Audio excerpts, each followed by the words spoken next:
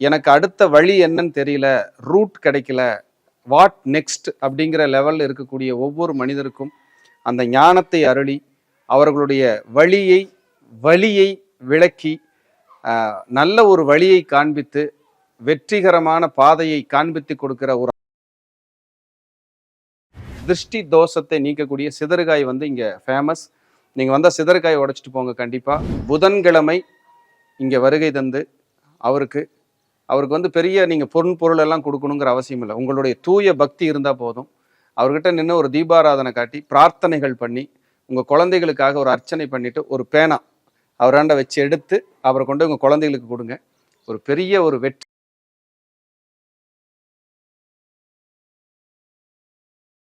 ஞாயிற்றுக்கிழமை ராகு காலத்தில் நடக்கின்ற ராகு கால பூஜை ராகு தோஷத்தை நிவர்த்தி செய்கின்ற பூஜையாக இருக்கிறது.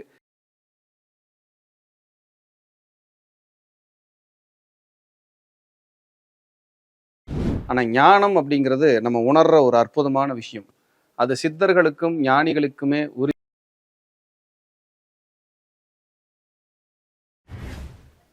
யார் வந்தாலும் அந்த பக்தி உணர்வோட வந்தா நான் வாரி வழங்குறேன் அப்படிங்கிற ஒரு நிலையில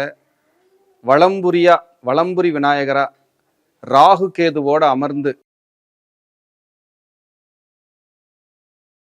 நம்ம எங்க போனா நமக்கு என்ன நல்ல வழி கிடைக்கும்னு காத்துக்கிட்டு இருப்போம். அப்படி ஒரு வழி கிடைக்கக்கூடிய ஒரு ஆலயத்தை நமது பக்தி யுகம் சேனல் சார்பா நான் உங்ககிட்ட பேசுறதுல ரொம்ப சந்தோஷம் அடைகிறேன்.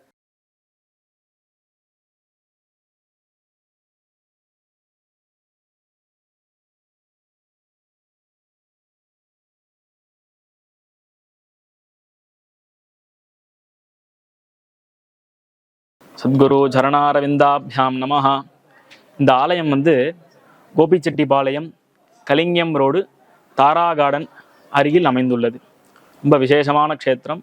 ராகு கேது உடனுரை ஞான கணபதி சுவாமிக்கு என்ன நீங்கள் மனசார பிரார்த்தனை பண்ணுறீங்களோ நடத்தி கொடுப்பார். ரொம்ப விசேஷம் என்னன்னு கேட்டிங்கன்னா, சுவாமிக்கு கணபதி உள்ளேயே நவகிரகங்களும் அடக்கம். வலம்புரி விநாயகர், வலது பக்கம் ராகு, இடது பக்கம் கேது. என்ன நீங்கள் மனசார பிரார்த்தனை பண்ணிட்டாலும் உடனே நடக்கும்.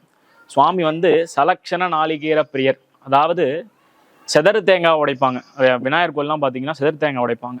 அது வந்து விசேஷம். சுவாமிக்கு என்ன நீங்கள் பிரார்த்தனை பண்ணிட்டு ஒரு தேங்காயை சுவாமி பாதத்தில் வச்சு கோயிலை 3 பிரதட்சணம் பண்ணி நீங்கள் சுவாமியை பிரார்த்தனை உடைச்சிங்கன்னா எந்த காரியமாக இருந்தாலும் நிமிஷத்தில் அந்த தேங்காய் எப்படி உடஞ்சி அந்த ஜலம் எப்படி வெளிவர்றதோ அந்த க்ஷணத்தில் உங்களுக்கு காரியத்தை முடிச்சு கொடுப்பார்.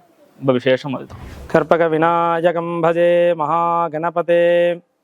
விநாயகனே வெவ்வினையை வேறறுக்க வல்லான், விநாயகனே வேட்கை தணிவிப்பான், விநாயகனே விண்ணிற்கும் மண்ணிற்கும் நாதனுமாம், தன்மையினால் கண்ணில் பணிமின் கணிந்து. எல்லாம் அல்ல உமையொரு பாகனுடைய தனிப்பெருங்கருணையினாலே நமது ஞான விநாயக பெருமான் ஆலய இன்று 1ஆம் ஆண்டு சம்வத்சர அபிஷேகம் என்று சொல்லக்கூடிய வைபவமானது 1ஆம் ஆண்டு ஆண்டு விழாவானது சிறப்பாக நடைபெற்றது. இந்த ஞான விநாயக பெருமானுடைய சிறப்பு என்ன அப்படின்னா, உங்களுக்கே தெரிஞ்சிருக்கும். இந்த பேர்லேயே ஞானம்ங்கிறது இருக்குது. ஞானம்னா என்ன? நம்மளுக்கு நல்ல புத்திங்கிறது தான் வந்து ஞானம்னு பேர். அப்படிப்பட்ட ஞானத்தை வந்து அள்ளி தரக்கூடியவர். நம்ம எந்த சுவாமிகிட்ட கேட்டாலும் நம்மளுக்கு வந்து கிள்ளி கொடுப்பாங்க. ஆனால் விநாயக பெருமான் மட்டும் நம்மளுக்கு என்ன கேட்டாலும் அள்ளி தரக்கூடியவர். அப்படிப்பட்ட முழு முதற் கடவுள் அப்படின்னு விநாயக பெருமானை சொல்கிறோம்.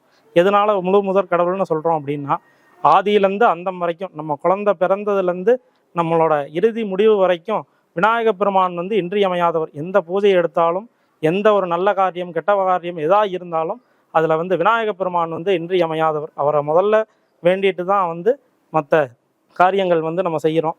அப்படிப்பட்ட விநாயக பெருமான் வந்து ஒரு தடவை சிவபெருமான் வந்து போருக்கு போகும்போது முப்புறங்களையும் எரி செய்யறதுக்காக போகிறார் சிவபெருமான். அப்போ வந்து தேரில் ஏறும்போது சுவாமி வந்து தேரில் ஒரு பாதத்தை எடுத்து வச்ச உடனே தேரோட அச்சு வந்து முறிஞ்சு போயிடுது.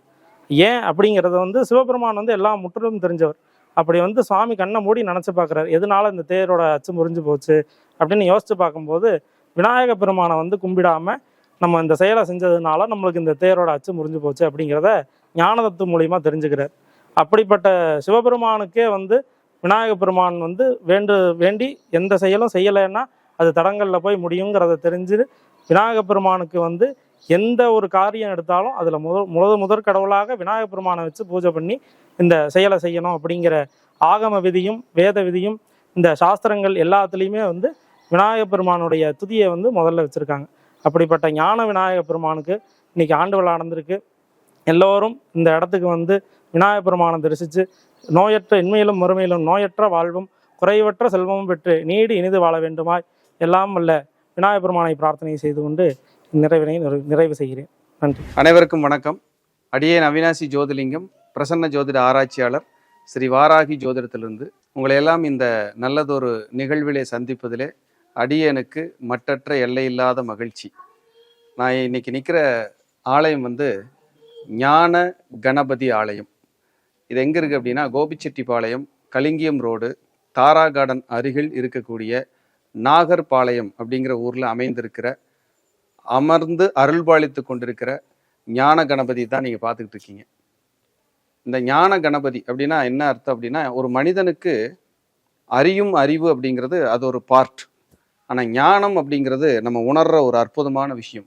அது சித்தர்களுக்கும் ஞானிகளுக்குமே உரித்தான ஒரு அற்புதமான விஷயமாக இருக்கின்ற அந்த ஞானத்தை யார் வந்தாலும் அந்த பக்தி உணர்வோடு வந்தால், நான் வாரி வழங்குறேன் அப்படிங்கிற ஒரு நிலையில்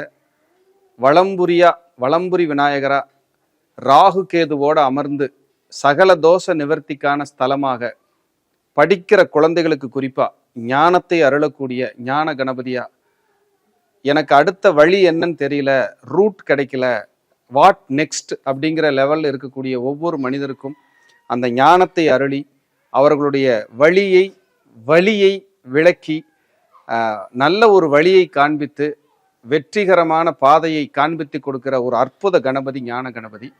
இங்கே வந்து படிக்கிற குழந்தைகள் யாருனாலும் சரி, புதன்கிழமை இங்கே வருகை தந்து அவருக்கு வந்து பெரிய நீங்கள் பொருள் எல்லாம் கொடுக்கணுங்கிற அவசியம் இல்லை. உங்களுடைய தூய பக்தி இருந்தால் போதும். அவர்கிட்ட நின்று ஒரு தீபாராதனை காட்டி பிரார்த்தனைகள் பண்ணி உங்கள் குழந்தைகளுக்காக ஒரு அர்ச்சனை பண்ணிவிட்டு ஒரு பேனா அவராண்ட வச்சு எடுத்து அவரை கொண்டு உங்கள் குழந்தைகளுக்கு கொடுங்க. ஒரு பெரிய ஒரு வெற்றியாக நிச்சயமாக அமையும்.